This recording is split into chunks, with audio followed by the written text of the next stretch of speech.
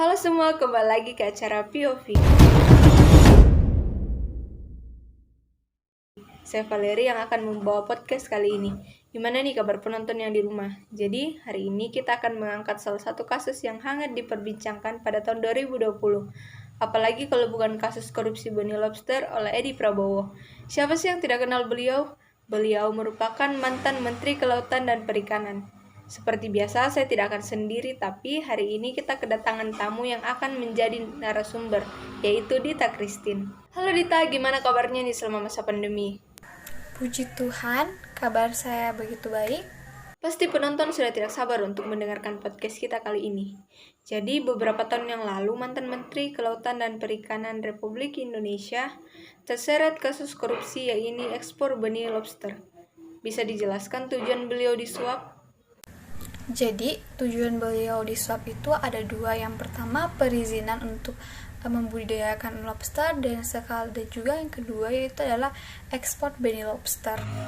Terus berapa jumlah suap yang diberikan oleh Edi Prabowo dan berapa kerugian yang harus ditanggung oleh negara? Oke, pada pertanyaan ini Mbak Valeri menanyakan jumlah suap dan kerugian yang dihasilkan dari kasus ini. Yang pertama kita membahas itu jumlahnya. Dari data yang saya baca atau laporan yang saya baca, sekitar 25,7 miliar hasil suap yang diberikan ke Edi Prabowo. Selanjutnya untuk kerugian yang dihasilkan dari kasus ini ada sekitar 900 miliar. Pertanyaan selanjutnya, apakah hukuman bagi tersangka sudah diputuskan dan apa ganjaran bagi tersangka? Untuk hukuman sendiri itu baru laporan yang kami baca, baru dua tersangka yang jatuhkan hukumannya. Pertama, Edi Prabowo yang merupakan orang yang menerima suap, dan orang yang pemberi suap itu Suharjito. Suharjito merupakan beliau merupakan direktur dari PT DPP yang memberi suap kepada Edi Prabowo sekitar 2,7 miliar. Terus untuk hukumannya apa? Untuk hukumannya beliau dipenjara selama 4 tahun dengan denda 250 juta. Jika denda tersebut tidak dibayar, maka denda tersebut akan diganti dengan penambahan 3 bulan. Terus untuk Edi Prabowo sendiri itu adalah beliau dihukum selama seumur hidup, atau paling lama itu 4 tahun, dan paling sebentar itu 4 tahun, dan paling lama itu adalah 20 tahun. Berarti ada tersangka lain dong selain Edi Prabowo? Ya, benar sekali. Jadi pada kasus ini ternyata ada 7 tersangka yang terjerat pada kasus ini. Yang pertama yaitu Edi Prabowo sebagai Menteri Kelautan dan Perikanan. Yang kedua yaitu APM dan SAF yang merupakan staf khusus dari Menteri KKP, dan SWD yang merupakan dan AM yang merupakan pengurus dari PT ACK, dan AF yang merupakan staf ISE dari Edi Prabowo, dan SCT yang merupakan PT dari perusahaan yang menyuap Edi Prabowo sendiri itu. Apa dampak dari tindakan tersebut bagi perekonomian Indonesia? Oke, dampak yang disebabkan dari kasus ini yang pertama adalah menurunnya pertumbuhan ekonomi. Kenapa hal tersebut menjadi dampaknya? Yang pertama itu adalah cara mereka mengekspor benih lobster sendiri itu secara ilegal ya, karena mereka tuh melakukan perizinan itu tanpa semua pihak yang bersangkutan pada perizinan itu, sehingga pajak yang seharusnya masuk ke Indonesia tuh nggak masuk, uang yang seharusnya ke Indonesia tuh nggak masuk, karena emang mereka tuh melakukan perizinan mereka melakukan perizinan itu bersifat legal, sehingga membuat perekonomian Indonesia terganggu.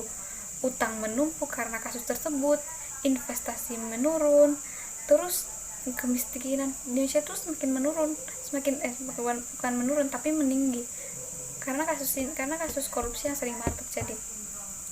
Terus kedua, kebagian masyarakat tuh akan kurang bahagia dengan kasus korupsi yang terus terulang. Kerugian yang diberikan cukup besar bagi Indonesia, tapi mengapa hal dari dampak yang Anda paparkan kasus ini bisa menjadi ancaman? Oke, kenapa hal ini bisa menjadi ancaman bagi kita? Yang pertama itu masyarakat udah tidak percaya lagi kepada pemerintah. Pejabat-pejabat tinggi mereka udah nggak percaya. Kenapa? Karena masyarakat tuh udah merasa dibohongi oleh pemerintah, karena sering sekali terjadi kasus korupsi yang sering banget terulang setiap tahunnya, sehingga masyarakat udah capek, udah males lagi dengan pemerintah, sehingga menimbulkan kekacauan, sehingga menimbulkan pertentangan, sehingga menimbulkan pertengkaran antara pemerintah dan masyarakat, sehingga Indonesia pun bisa hancur kalau hal tersebut bisa terjadi. Maka dari itu kasus korupsi ini harus diselesaikan, walaupun kasus korupsi ini gak akan hilang, tapi kita bisa mencegahnya gitu. Terus yang kedua yaitu adalah kenapa bisa jadi ancaman. Pertama itu pada bidang kelautan, yaitu pada lobster sendiri. Kalau secara hakos diekspor tanpa perizinan semua pihak, lobster di Indonesia kan mengalami kelangkaan, sehingga harganya akan naik drastis, sehingga membuat perekonomian Indonesia pun terganggu. Maka dari itu hal tersebut menjadi ancaman untuk kita semua. Oke, jadi sudah terjawab pertanyaan-pertanyaan pada kasus kali ini. Kita juga sudah sampai di ujung acara. Pertama-tama saya ingin mengucapkan terima kasih kepada Dita karena sudah menyempatkan diri untuk menjadi narasumber pada podcast kita kali ini. Ya, terima kasih karena mengundang saya untuk berbicara podcast kali ini. Semoga apa yang saya sampaikan bisa menjadi jawaban untuk saya di setiap pertanyaan yang kalian sampaikan. Terima kasih. Dan juga terima kasih kepada kalian yang sudah mendengar podcast ini hingga akhir. Dan buat kalian yang terlambat menonton, kalian bisa ke channel YouTube kami. Sekian podcast hari ini, sampai jumpa minggu depan. God bless you.